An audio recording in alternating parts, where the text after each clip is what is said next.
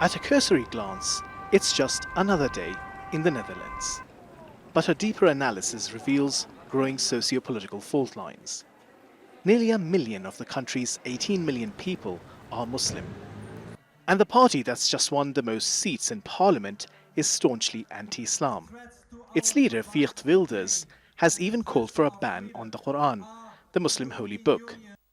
18-year-old law student Sara Akoy has been one of the victims. You go to school and you're running for the bus. The bus is empty, it has stopped, and you make it. But the door closes on you, and you see that the bus driver just looks at you and looks at the road again. And that's where I realized that, I wasn't really welcome.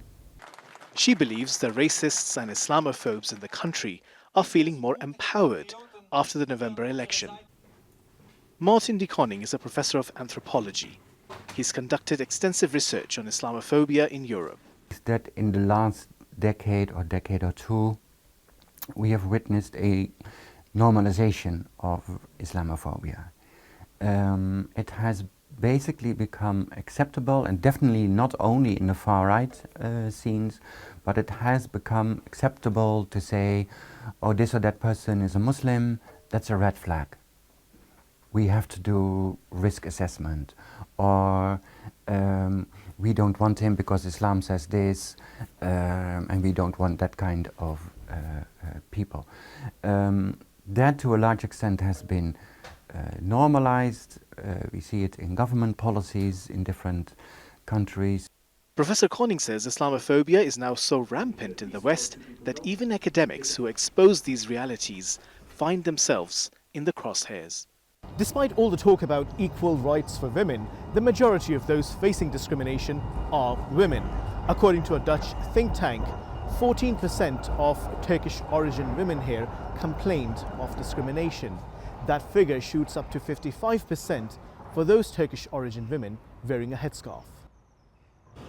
The European Network Against Racism says these discriminatory trends are rooted in Dutch colonial past.